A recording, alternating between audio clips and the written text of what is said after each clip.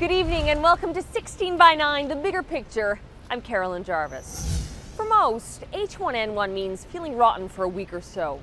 But for others, it's been deadly. So how can you know if you'll be part of the small percentage of people who will develop a serious illness from the virus? Our Beatrice Politi now with the deadly price two families have paid. With every step and every breath, 27-year-old Aubry is recovering. You know, at best it was 50 to 60% that she'd survive. It's one of those things, it's not gonna happen to me. In late June, Aubry became ill. I just started getting a sore throat. She was coughing, very tired, and she had a fever, signs she thought of a typical cold. Aubry would be among the 1% with serious complications from the H1N1 virus. Over her months-long hospital stay, she would face death several times. I started feeling sick on the Saturday, and slowly throughout the week it just wasn't going away. Aubry was just over 5 months pregnant. She had a fever. She was worried. I went to my OB/GYN. She did a urinalysis, and everything turned out okay. But the symptoms lingered. By Friday, she prescribed me an antibiotic. 2 days later, Aubry was delirious. She couldn't remember her name. Aubry's husband, Brian Opdyke, brought her here, the Wellington Regional Medical Center. They checked my oxygen, and it's supposed to be around 95, and it was below 70. Aubry was crashing, her lungs filled with fluid. They did, the chest x-ray, and it was completely whited out. By dawn, Aubry was in the intensive care unit, intubated, and in a medically induced coma. Within 2 days, she would suffer her first collapsed lung. Her kidneys began to fail. A week later, Aubry suffered a second collapsed lung. The baby's heart rate was plummeting. Then came an emergency C-section. I could lose both of them. I could lose her. I could lose the baby. At 27 weeks, Parker Christine Opdyke was born. She lived 7 minutes. They let me hold her for a while, and then it was hard. I didn't know what to expect, but she was much bigger than I expected. Aubry remained in a coma. Her body swelled from the pressure of the air machines forcing oxygen into her body, leading to extensive scarring. She developed acute respiratory distress syndrome. She suffered 2 more collapsed lungs.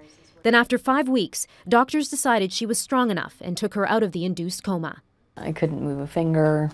I could barely shake my head back and forth. And she noticed something else.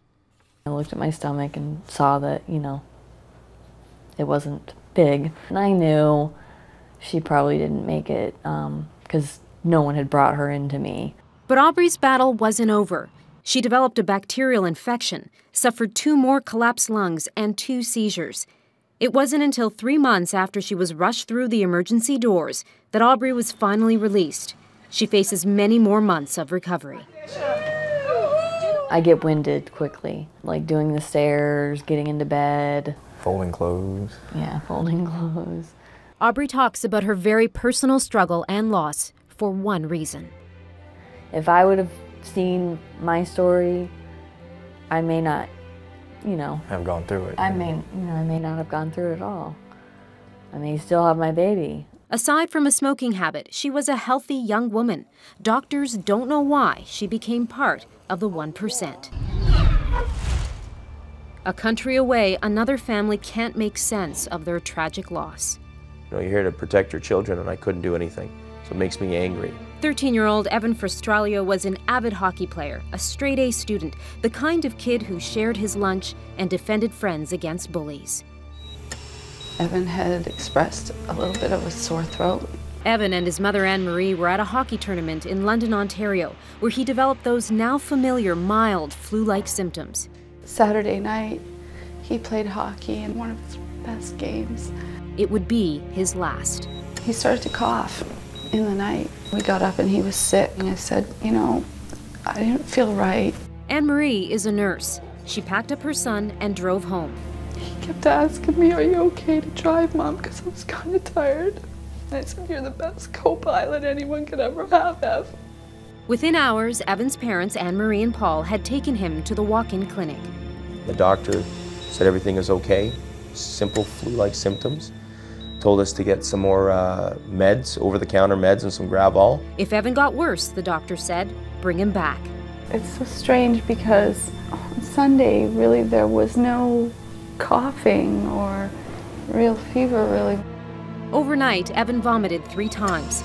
In the morning, he asked his father to run a bath. On the sides of his legs, there was some sort of reddish rash, and I thought perhaps it may have been from the fever. It just didn't look 100% right to me. First, Paul helped his son back to bed. Then, he made a call.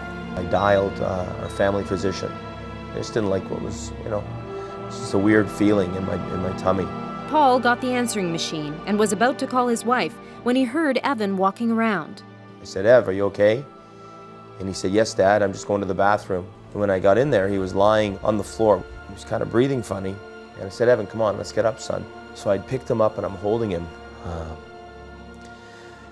Half his body on mine. And just Evan, wake up, right? Trying to wake up my boy, right? Not knowing that he had, I guess, stopped breathing. And I dialed 911 and I had them on the phone like this. I'm holding the phone and holding up my boy. Minutes later, police, fire, and paramedics arrived. The H1N1 virus killed Evan Frustralia that morning, just over 48 hours since he first experienced run-of-the-mill flu-like symptoms. In the days since Evan's death, vaccine clinics opened to winding lineups, part of what a family friend has called the Evan effect. When somebody says, yeah, everything is fine, keep your eye on it. If it gets worse, then you come back. Well, it did get worse, but there wasn't that chance of coming back. That's what's scary. A mother knows. You have to advocate on their behalf and not to just accept simple, but ask for more, dig for more.